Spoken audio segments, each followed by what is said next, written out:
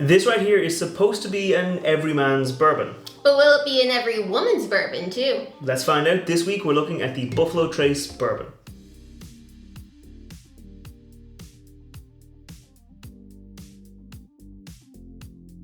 Welcome back to the channel. I'm Matt, I'm the whiskey nerd. I'm Rose, I'm the whiskey noob. And like we said, this week we're looking at the Buffalo Trace Bourbon. So let's get it into the glass and I'll tell you a little bit more about it. Now, Rose, you're not typically the biggest fan of bourbons. No, but at least I know about Buffalo Trace. Like, Buffalo Trace is a pretty big name. Yeah, they're actually a pretty big brand. If you were comparing them to like an Irish distillery, you might compare them to like the Middleton Distillery. Okay. Where it's one distillery that makes a bourbon. Okay. But then they also make loads of other bourbons. Like the Middleton Distillery in Ireland makes Middleton Very Rare, Yeah. Green Spot, the Redbreasts, it makes Paddy, Powers, Method Madness, Jameson. Buffalo Trace makes Buffalo Trace. Okay. But they also make things like Pappy Van Winkle. They make, I always think that's such a funny name. yeah, and they also make like Eagle Rare, they make Weller, they make a load of different bourbons. So it's all different recipes and different kind of aging styles, different kind of aging times. And but it's all kind of from the same distillery. Okay. Yeah, so it's a pretty big name. Alright. It was, I think, originally, I think it went through a lot of owners. It went through a lot of different kind of owners before eventually it was bought over by the Sazerac Sazerac Company, and they renamed the distillery to... Are they tequila? No, they make the Sazerac Rye.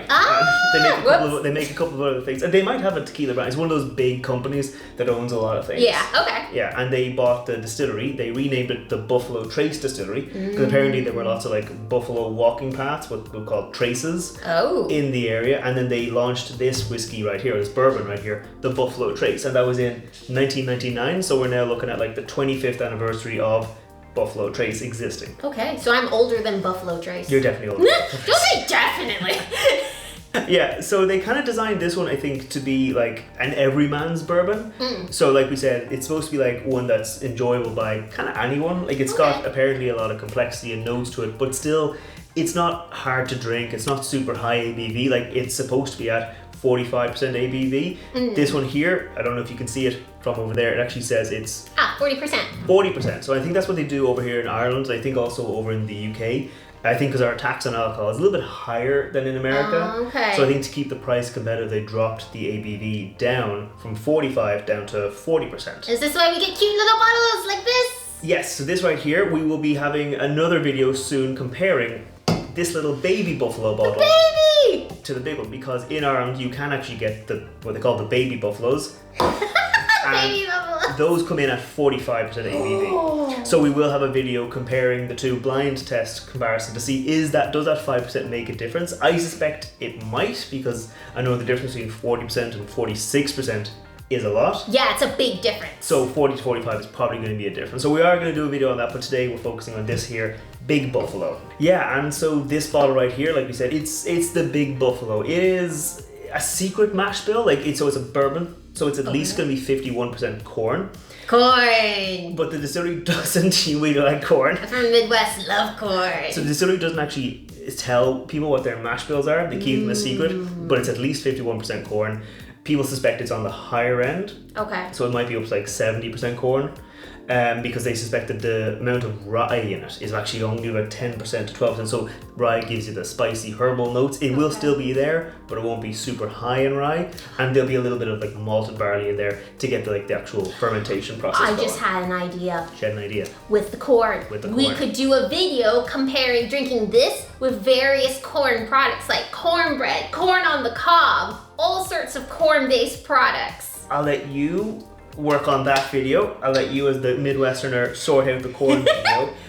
Last few details on this. It is a straight bourbon, so it is at least 4 years old.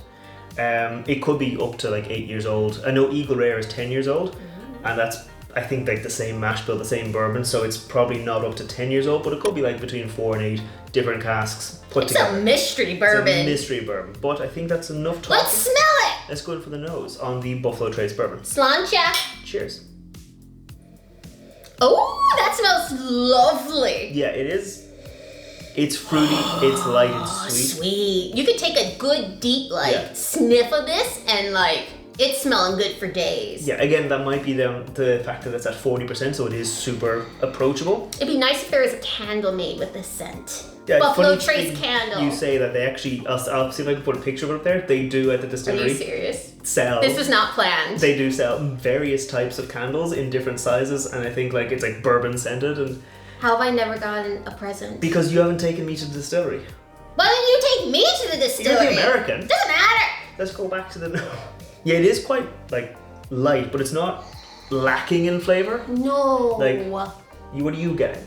Well, there's like caramel, of course, but then there's like the fruitiness in there. I'm trying to think of like a light fruit, but not like, it's not like an apple-y, like a green apple kind of thing. I kind of want to say orange, but it's a little bit more fruity than an orange, like. Because it's like a deeper fruit, like a stone fruit, like maybe. A stone fruit, maybe like a not a peach, like that kind of like juicy fruit, like like an apricot, peach. Or something. It could be like a donut peach. That's because you've had donut peaches recently. Okay, if you don't know what a donut peach is, I'll see if I can put a picture of it up there. They're really tasty. It looks like a donut, but yeah, it's not super sweet, but has that kind of like stone fruit juiciness to it. Yeah. But there's also like a thickness to it. Yeah, like there's almost like honey. There is a bit of oak, bit of spice, bit of cinnamon. Oh yeah. Not like apple pie or anything like that. Not but like there's that, there's a lightness of a something. Yeah, because typically, bourbons do have to be aged in virgin oak, and typically I don't like virgin oak. A heavy virgin oak. Now this might be also because it's higher in the corn, so it's a little bit sweeter. So you get that like sweetness. That corn will save us. The corn will save from the virgin oak. Yeah, so I think, is that enough on the nose? It's enough on the nose. Let's taste this bad boy. Let's launch it. Cheers. I felt like it was a bit oakier on the taste, but not like over oaked. No, it was definitely a lot spicier. Like the fruitiness, like it's. The fruitiness was on the nose. The spicy oakiness is on the palate. Yeah, it's not heavy, like it's still kind of easy going. Oh, it is. But it's nice definitely and light. More into those kind of like earthy, almost like herbal, almost like leather, like that kind of like. I wouldn't say like leather. I haven't eaten leather, but that I kind was of like. wondering. But that kind of like, you know when you get a wallet and you get the smell of it. Yes. Like that kind of like heavy, earthy, oaky kind of flavor.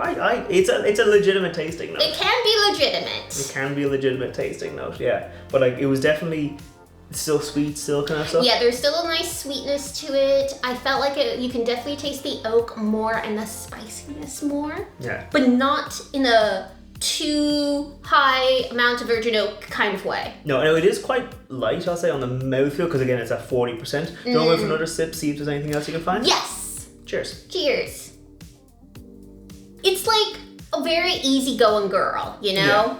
Yeah. Like it's definitely easy. Like those spices, like I'm getting like baking spices. But yes, but it's not like too, like I can't really name any of the spices in particular. Like I think that this would be probably, I think it's quite good for me because I'm still relatively new to bourbon, even though I love corn.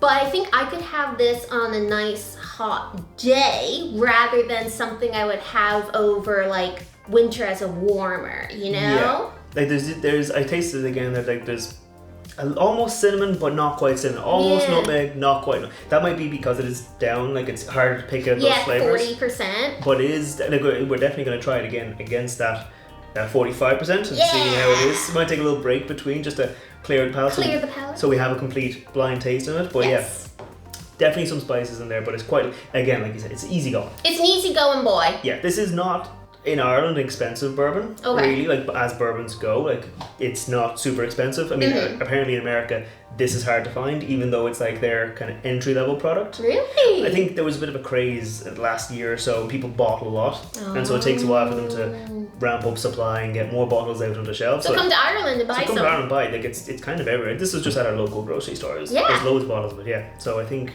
that's enough on the palate. Let's go in for the finish. Finish. Cheers. Cheers. Yeah, so it's relatively light, I'd say, on the finish. Like the sweetness is there. Yeah. You get the upfront bit of sweetness, almost like honey, almost caramel. But that does fade, at least for me, pretty quickly.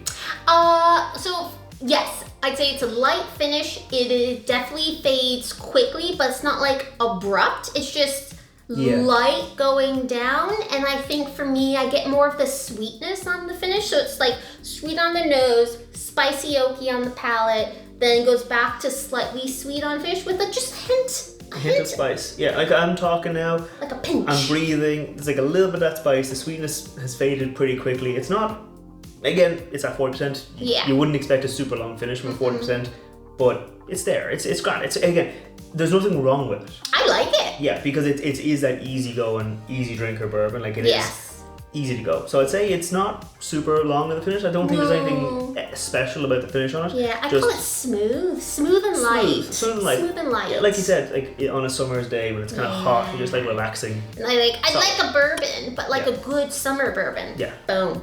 Before we give our final thoughts on it, if you're new here, scroll down, hit that thumbs up button, hit that subscribe button. We put out whiskey reviews like this every Wednesday. We put out cocktail recipes every Friday, and I will have a cocktail recipe featuring this whiskey.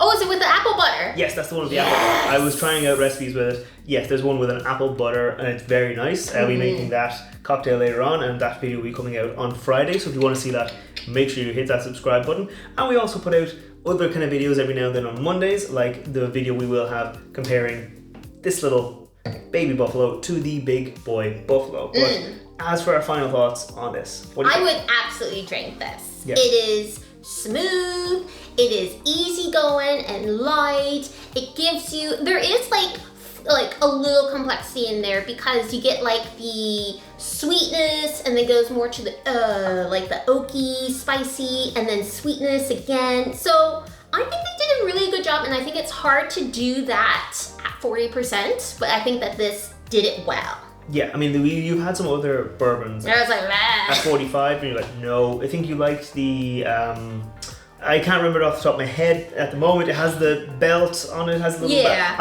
I'll put a picture of it up there. I liked it. I'll put the words up here if I can't remember it off the top of my head. Yeah, it's you like that one. You liked that bourbon because that was also at 40%. So I wonder if you'll like this one at 45. But again, we'll find out. We'll find you gotta out. try. But yeah, it's easy to drink, it's easy going. It's solid in like cocktails as well, like whiskey syrup does well. Yeah. Old fashioned does well. It's definitely an easy going, easy drinking whiskey. Yeah, so. Especially for now, because in summer everything, and everyone, for the Americans out there, it's hot in Ireland, which means it's like 70 degrees.